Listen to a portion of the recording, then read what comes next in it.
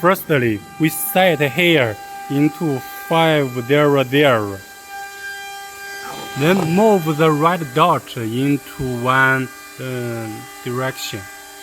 Then press it one time. Press here one time.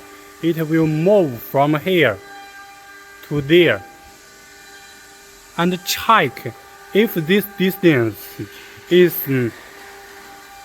this number. Firstly, we go to test. Then press here. Int 1, 2, 3, 4. Then int unlock. Then we go to the configure. Then check here machine. In here we can find the EX is 28. You need to use the real distance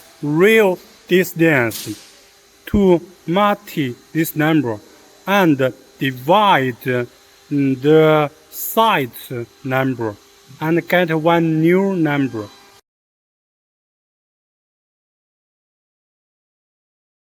Then use the new number to instead of this number. Then int it is okay.